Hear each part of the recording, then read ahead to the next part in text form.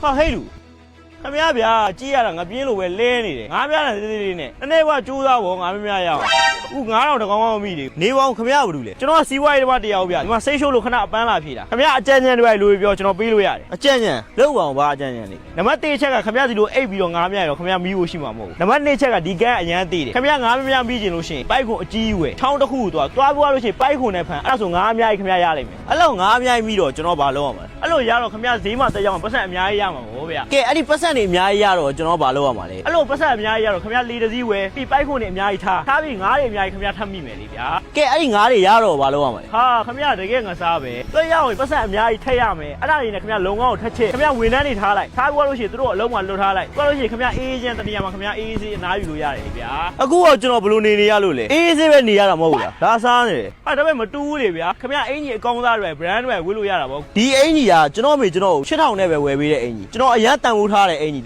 LV နဲ့လည်းမလဲနိုင်ဘူး Gucci နဲ့လည်းမလဲနိုင်ဘူးတဘောပေါက်လားခမရကဲအင်ကြီးထားပါတော့ခမရပတ်စံရှိလို့ရှိရင်5 star hotel မှာအစားတော့ကောင်းစားတွေစားလို့မရဘူးလား5 star hotel မှာတဲလို့ရမယ်ဘယ်လောက်မိုက်တွေပေါ်ရလဲ5 star hotel ခမရကျွန်တော်လာစားနေရလားကျွန်တော်ဒီမှာငါးဖမ်းလို့ငါးမိလို့အိမ်မှာလက်ဆက်กินပြီးတော့မိသားစုနဲ့စားရတဲ့အရာတာခမရတို့5 star hotel လည်းမပေးနိုင်5 star hotel အခန်းတွေကချင်းချင်းလေးတွေဒီမှာကြည့်တဘောတရားကြီးဘယ်လောက်တာရလဲခမရတို့ဒီရလာလို့ကျွန်တော်ဒီကိုလာတာမဟုတ်လားလေကောင်းလေးတန်းရှူခြင်းလို့ဟာဒီပဲငါစားပဲဒီမှာကြည့်ကျွန်တော်ပြောပြမယ်ကမ္ဘာအချမ်းသာဆုံးပုံကုန်ဘူးလေ Elon Musk က Wall Street Journal report အရ2023ကာတင်မိုင်းလို့ခေါ်တဲ့မူရည်စေ drugs ကိုပမာဏအနည်းငယ်သူသုံးရတယ်။ဘာဖြစ်လဲဆိုတော့သူ့မှာ depression အနည်းငယ်ရှိတယ်။အဲ့လောက်ချမ်းသာတဲ့ပုံကသူ့မှာ depression ဝင်စရာဘာအကြောင်းရှိလဲ။ Elon Musk ရဲ့သမီးသူအသက်16နှစ်ပြည့်တာနဲ့ Elon Musk ရဲ့တူမနေခြင်းခွဲနေမယ်ဆိုပြီးတော့ဆုံးဖြတ်တယ်။အဲ့လောက်ချမ်းသာနေရတာဖေနဲ့ဘာလို့ခွဲနေကြလဲ။ Elon Musk မိန်းမ2ယောက်ယူတယ်။မိန်းမ2ယောက်လုံးကွဲတယ်။ဘာလို့လဲ Elon Musk တွေမဟုတ်ဘူး။ကမ္ဘာအချမ်းသာဆုံးလူ10ယောက်မှာ6ယောက်လောက်ကအခုအိမ်အောင်ကွဲနေတယ်။အဲ့ထဲမှာ Jeff Bezos တို့ Bill Gates တို့လည်းပါတယ်။သူတို့ကကမ္ဘာအချမ်းသာဆုံးပုံကနေပတ်စံထားစရာနေရာတော့မရှိဘူး။ဒါဆိုသူတို့ဘာလို့မပြောရလဲ။သူတို့မိသားစုတွေရောဘာလို့မပြောလို့သူတို့နဲ့ဝေးနေကြတာ။ခင်ဗျားတခုတော့မှတ်ထားဗျာ။ကျွန်တော်ခင်ဗျားတို့တထေးတွေလောက်တော့ကျွန်တော်မသိဘူး။ဒါပေမဲ့ကျွန်တော်သိရတခုရှိတယ်။ပတ်စံနဲ့အိမ်တော့ဝယ်လို့ရတယ်။ခင်ဗျားမိသားစုဘယ်တော့မှဝယ်လို့မရဘူး။ပတ်စံနဲ့ခင်ဗျားအဲ့ရအကောင်းစားတွေဝယ်လို့ရတယ်။ဒါပေမဲ့အဲ့ချင်းတဲ့စိတ်ကိုခင်ဗျားဝယ်လို့မရဘူး။ပတ်စံနဲ့ခင်ဗျားကမ္ဘာပေါ်မှာဈေးအကြီးဆုံးအရသာအကောင်းဆုံးအစားစရာတွေခင်ဗျားဝယ်လို့ရတယ်။ဒါပေမဲ့စားခြင်းနဲ့စိတ်ကိုတော့ခင်ဗျားဝယ်လို့မရဘူး။ပတ်စံနဲ့ခင်ဗျားနာရီအကောင်းစားတွေဝယ်လို့ရတယ်။ဒါပေမဲ့အချိန်ကိုခင်ဗျားဘယ်တော့မှဝယ်လို့မရဘူး။ပတ်စံအများကြီးချမ်းသာတဲ့လူတွေထဲမှာစိတ်ကြစေးတွေအိမ်ဆေးတွေတောင်းနေရတဲ့လူတွေတပုံကြီးပဲအများကြီးပဲအဲ့ဒါခင်ဗျားသိလားဒါနဲ့နေပါအောင်ခင်ဗျားအဲ့ဒါတွေဘယ်လိုသိတာလဲဘာလဲခင်ဗျားကျွန်တော်အထင်သေးတာလားကျွန်တော်လည်းဘွဲရပညာတတ်တယောက်ပဲဗျာဒီမှာအဲ့လိုမျိုးရိုးရိုးရှင်းရှင်းဘွားကိုဖြတ်သန်းခြင်းလို့ဒီလိုဘွားနဲ့နေနေတာအဲ့ဒါဆိုခင်ဗျားအိမ်ကခင်ဗျားသားသမီးတွေအတွက်ခင်ဗျားဘာပေးပြီးွားလဲကျွန်တော်သားသမီးတွေကို Elon Musk တောင်မပေးနိုင်တဲ့အရာကျွန်တော်ပေးတယ်ဗျာ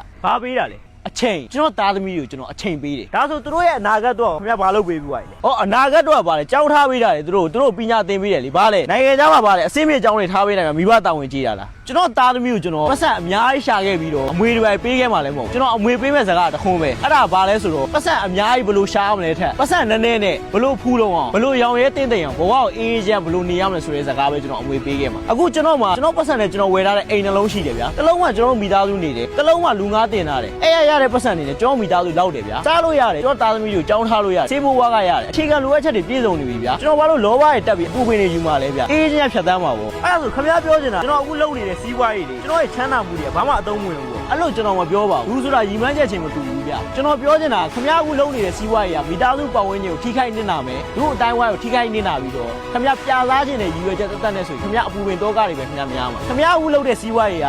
လူတွေအကျိုးရှိတယ်လူအတိုင်းဝိုင်းကိုအကျိုးပြုတယ်ခင်ဗျားအလူတန်းတွေပြန်လုပ်တယ်ဆိုရင်ခင်ဗျားကုသိုလ်တွေအများကြီးရမှာပဲကျွန်တော်သိရင်လည်းဒီကုသိုလ်တွေပဲပေါအောင်ပါလေပတ်စံယူသွားလို့ရလို့လားခင်ဗျားပြောတာမှန်တယ်ဗျကျွန်တော်စီးပွားရေးဓမ္မတွေကလေလောကမှာလောဘတွေတက်ပြီးတော့တောကားတွေပိုက်နေရတာအခုလည်းကျွန်တော်ဒီကိုလာတယ်ဆိုတော့ကျွန်တော်စီးပွားရေးမှာအရှုံးတွေပေါ်နေလို့ကျွန်တော်အရန်မိုးကြက်နေလို့ကျွန်တော်စိတ်ထွက်ပေါက်အနေနဲ့ဒီကိုခဏလာတာအခုခင်ဗျားပြောတဲ့စကားတွေနားထောင်ပြီးတော့ကျွန်တော်စိတ်တွေပေါ့သွားလို့ကျွန်တော်ဘယ်ဆုံးရှုံးမှုအတွက်ကိုကျွန်တော်ငုံကြက်နေတာကျွန်တော်မှဒီထက်အများကြီးကျွန်တော်ရှိနေပြီလားအဲ့ဒါကိုကျွန်တော်ဒီဟာလေးဆုံးရှုံးသွားတာကိုကျွန်တော်စိတ်တွေညစ်နေတယ်ဗျာအခုခင်ဗျားကိုကြည့်တာတော့ခင်ဗျားနည်းနည်းလေးနဲ့တင့်တိမ်နဲ့ဖူးလုံးနဲ့ရောင်ရဲတယ်ကျွန်တော်မှအဲ့လောက်ဖက်ဆန်နေကြည့်ပြီးတော့ကျွန်တော်ဘာလို့မရောင်ရဲနိုင်တာကျွန်တော်ဘာမို့လဲစီးပွားရေးနဲ့ရှုံးပေါ်တာနဲ့ကျွန်တော်တို့မှရှိတဲ့အရာတွေကျွန်တော်တို့ဘာလို့မေ့သွားလဲခင်ဗျားပြောမှကျွန်တော်အတွေးလေးတစ်ခုရတယ်ကျွန်တော်အများကြီးပြီးလို့